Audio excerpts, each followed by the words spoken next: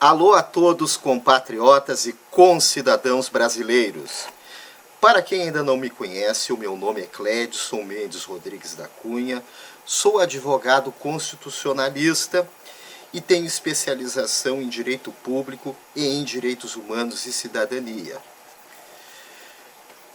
Hoje tratarei de um tema diferente que eu abordo normalmente nos meus vídeos.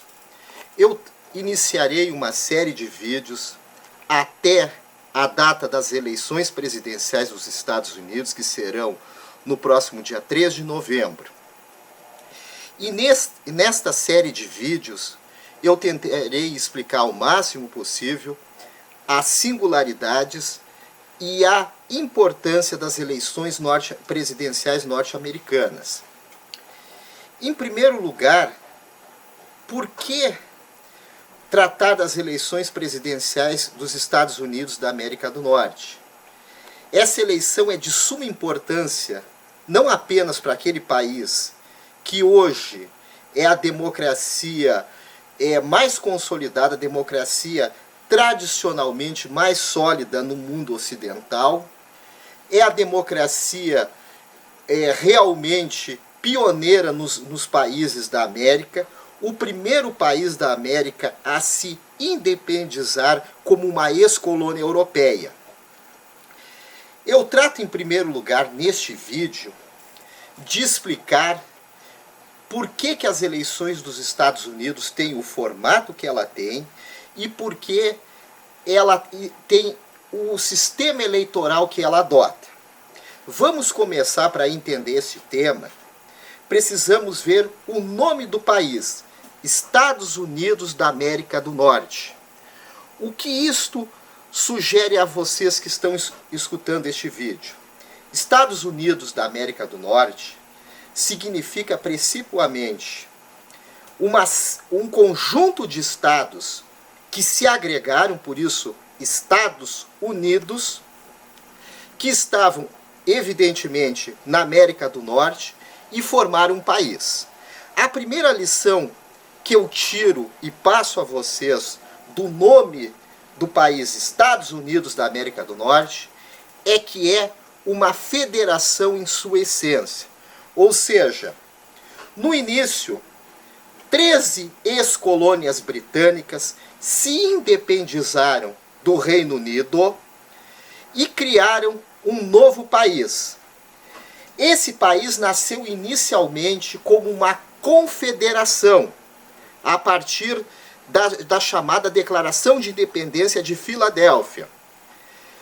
Depois de se independizarem do Reino Unido, declararem guerra à Grã-Bretanha e vencerem essa guerra e adquirirem de fato, reconhecidamente, essa independência, a então confederação dos 13 estados norte-americanos, as ex-colônias britânicas, viram que de uma confederação que se tinha soberania ao invés de autonomia dos estados, eles precisavam adotar um sistema federativo. O sistema federativo exatamente era a necessidade de conciliar um poder central com a autonomia dos estados. Então, os Estados Unidos deixaram de ser uma confederação, passaram a ser uma federação. Daí, na Constituição de 1787, a primeira e única Constituição norte-americana, se estabeleceu esse modelo de eleição presidencial que temos até hoje, que muitos chamam de uma eleição indireta de presidente da República, mas que eu prefiro chamar de um modelo federativo de eleição. Os Estados Unidos, ao longo de sua história, expandiram o seu território. Por isso a Federação Norte-Americana é uma federação de agregação territorial. Das iniciais 13 colônias, ex-colônias britânicas, os Estados Unidos compraram a Flórida da Espanha, isso no início do século XIX, depois compraram o vasto território do Louisiana, que pertencia à França, que é um território inicialmente transversal, que ia do que é hoje o sudeste norte-americano até o noroeste. Depois, os Estados Unidos adquiriram os territórios, os ex-territórios mexicanos, Texas, Novo México, Arizona, Colorado e Flórida, e posteriormente o Alasca. Ao longo de sua história, no início eram 13 colônias. Hoje são 13 colônias que viraram 13 estados. E hoje os Estados Unidos têm 50 estados, mais o Distrito de Colômbia, que é onde está a capital, Washington. Pois bem, eu explicando essa noção, eu vou chegar no porquê do sistema eleitoral norte-americano. Um território, uma federação de agregação, como é a Federação Norte-Americana, em que os territórios foram agregando-se, formando esse grande país de 50 estados, mais o Distrito de Colômbia, tinha que ter um sistema eleitoral que incentivasse e propiciasse a sua expansão territorial e que os cidadãos desses estados se sentissem importantes dentro de um processo eleitoral. Nesta lógica, o que acontece? Para alguém ganhar uma eleição presidencial nos Estados Unidos, essa eleição, na verdade, é o somatório de todas as eleições nos 50 estados, mais o Distrito de Colômbia. Quando um candidato ganha a eleição em um determinado estado, ele ganha todos os delegados daquele estado. Vou explicar para vocês. O maior estado norte-americano é a Califórnia. Ele tem o equivalente a 55 delegados.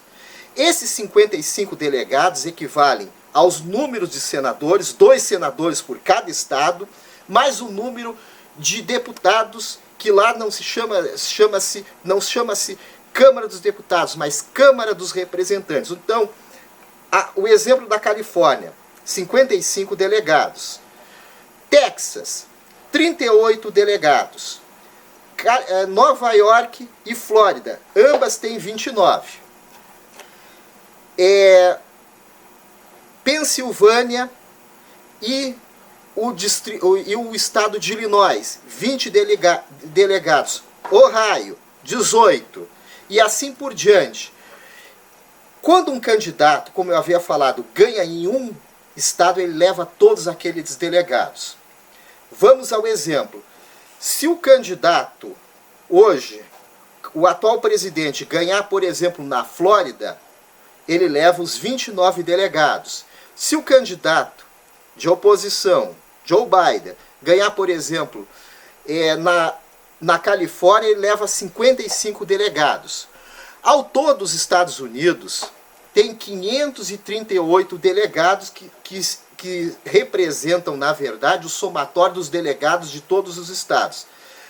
Para um candidato eleger-se presidente dos Estados Unidos, ele tem que ter o que se chama o número mágico, que é ter 271 delegados. E como ele vai chegar a esse somatório? Exatamente, se ele ganhar o maior número possível de estados, principalmente aqueles estados que têm um peso maior no colégio eleitoral, ou seja, aqueles que têm o maior número de delegados, ele chegará mais facilmente a esse chamado número mágico de 271.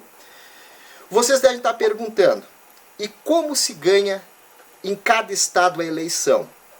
Exatamente, se um candidato tiver metade mais um dos votos em um determinado estado, ele levará todos os delegados daquele estado. Voltando ao exemplo da Califórnia, que são cerca de 36 milhões de eleitores, se um candidato, lá o voto é facultativo, tiver metade mais um dos votos da Califórnia, ele leva todos os votos da Califórnia. E assim por diante, se ele ganhar com metade mais um dos votos em Nova York, ele levará os 29 votos equivalente ao estado de Nova York. Esse sistema, por ser federativo, ele cria um fato, ou seja, não há uma coincidência entre o resultado da eleição popular com a eleição do colégio eleitoral. Ou seja, pode um candidato, teoricamente, fazer mais votos no colégio eleitoral e ele não ter ganho no voto popular.